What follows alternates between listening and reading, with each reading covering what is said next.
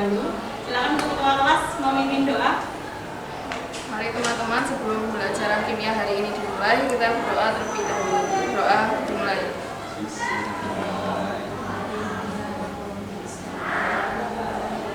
Doa selesai. Amin. Terima kasih. Sekarang Bu Dewi presensi dulu ya. Nakita Seki, Atisha Inas, Aulia Syaharani, Anaya Sabrina.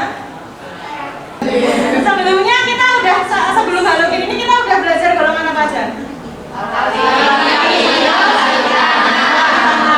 Alkali sama alkali tanah tuh logam apa non logam? Logam. Reaktif nggak? Ya. Iya. Kalau halogen logam apa non logam? Non logam. Kalau misalkan logam yang paling reaktif itu kan alkali. Nah versi non logamnya yang paling reaktif itu unsur-unsur golongan halogen. Jadi ini non logam yang paling reaktif itu halogen ya. Ada apa aja? Dulu di kelas 10 pernah belajar. Terus CL, terus nah materi pokok hari ini halogen. Terus untuk tujuan pembelajarannya ini menganalisis pelimpahan unsur halogen, terus menganalisis sifat fisika dan sifat kimia unsur halogen, terus menganalisis produk sehari-hari yang mengandung unsur halogen.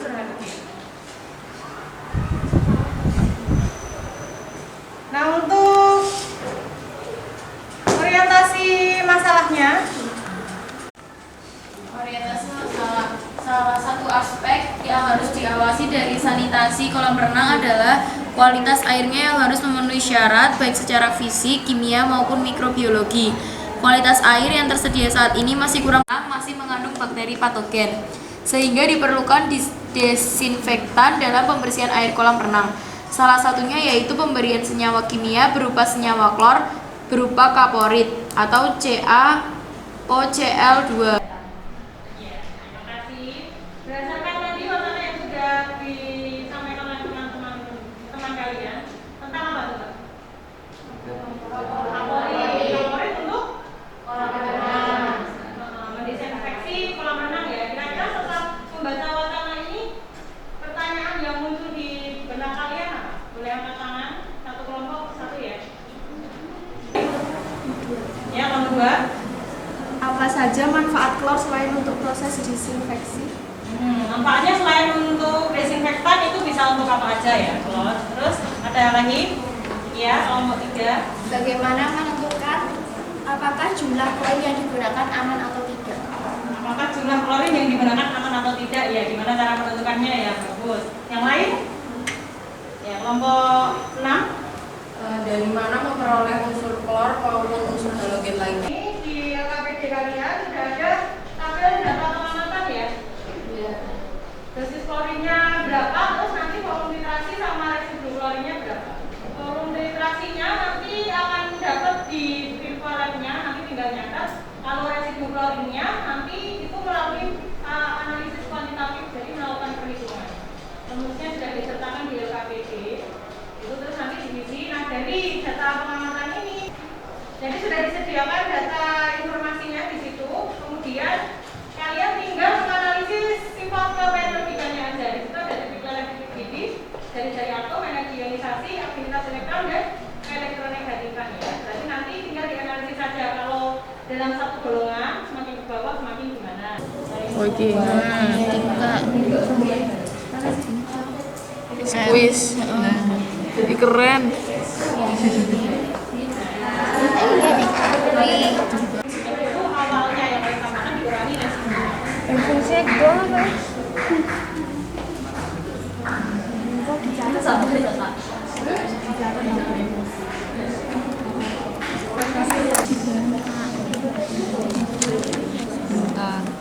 Bisa nggak?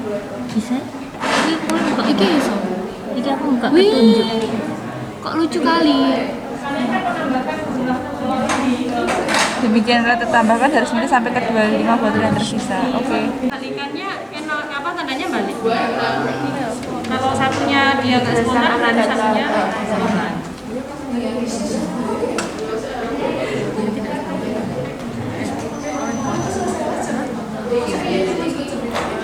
Enggak, kalian gede-gedean ini loh kan yang F2 ini kan mesti yang pokoknya yang 222 gini kan mesti selalu beloknya turun kan. Kan dekonya yang merah ini kan berapa tuh? 3,5 Satu. Oh, 3,5 terus yang bawahnya 1. Pasti. Nyanyi. Bentar, itu aku setengah kan. 1, 2. Ini garis. Ini ya loh.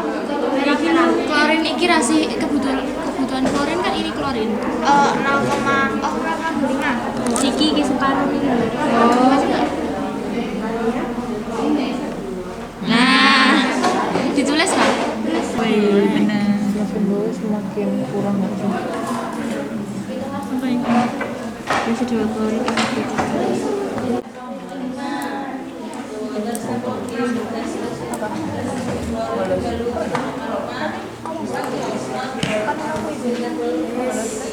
Assalamualaikum warahmatullahi wabarakatuh. Waalaikumsalam warahmatullahi wabarakatuh.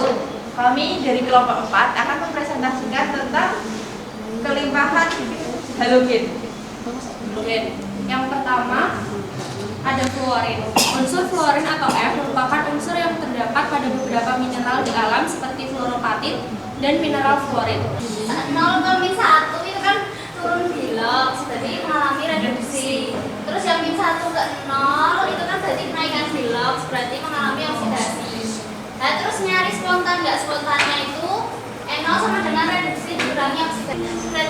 Nilai N0-nya yang Br itu kan 1,07 dikurangi 1,36, hasilnya minus. Karena minus itu berarti tidak spontan. Nah, terus kalau pertanyaan bawahnya itu kan halogen yang bagaimanakah yang dapat bereaksi dengan halida agar reaksi dapat berlangsung. Nanti lihat ini lagi, ini tuh namanya reaksi berdesakan. Nah, halogen dapat bereaksi dengan halida ketika lubang halogen dapat mendesak ion halida di bawahnya atau jadi tulisnya. Kemudian berikut data hasil pengamatan praktikum kami. Kemudian dari data pengamatan di atas dapat dibuat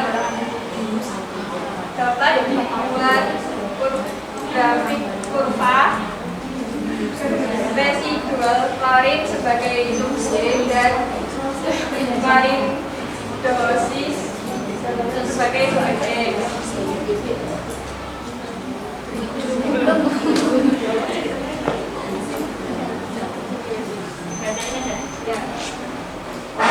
Dari grafik data pengamatan kami didapat breakpoint klorin dalam air sebesar 2,5 mg per liter dan klorin demand dalam air sebesar 0,249 mg per liter.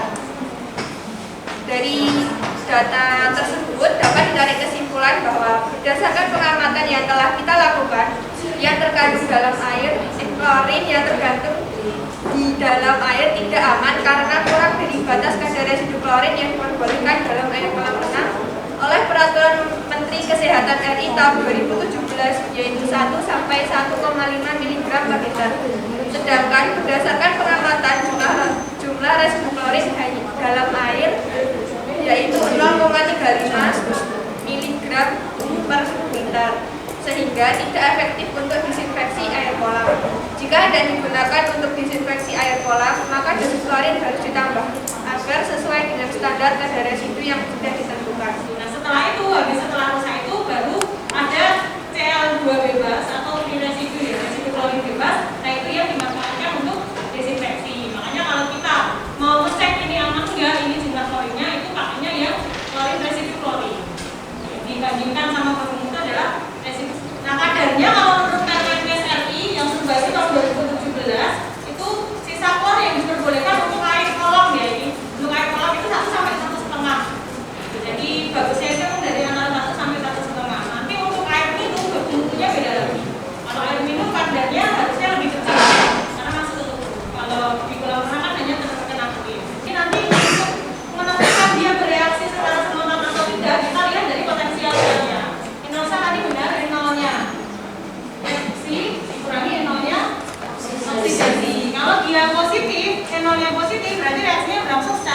Spontan. Nah, terus kalau enolnya negatif berarti tidak spontan. Gitu. Terus urutannya tadi benar FCLBRI karena kalau kita lihat enolnya ini kan paling besar F ya. FCLBRI.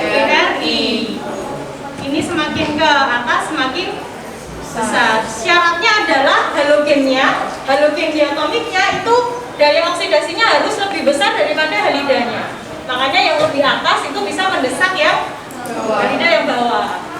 Bagus tadi penjelasannya sudah benar. Coba kita cek pemahamannya. Ini bereaksi nggak? Spontan nggak? Spontan karena F2-nya lebih besar. Daya oksidasinya lebih besar daripada Cl ya. Bereaksi. Kalau yang ini? Enggak bereaksi karena apa? BR-nya ada di bawah Cl. Dia enolnya potensial reduksinya lebih kecil daripada Cl-, jadi tidak bisa untuk mengoksidasi Cl.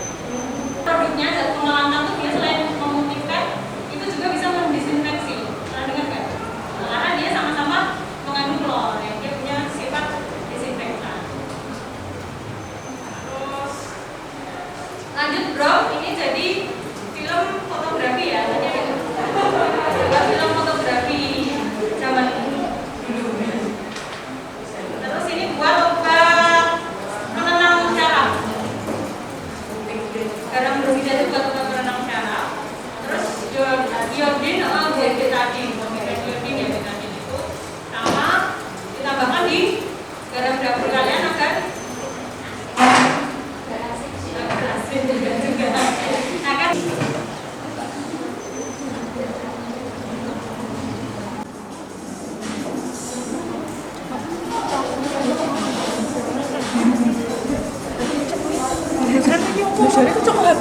Iya biru maksudnya.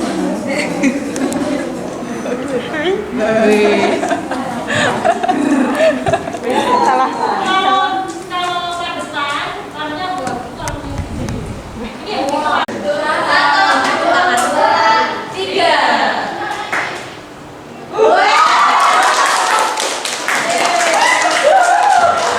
reduktor apa oksidator? Oksidator, karena enolnya besar. Urutannya oksidator paling tua siapa? Nah, terus LBRI. Terus habis itu manfaatnya kalau klorin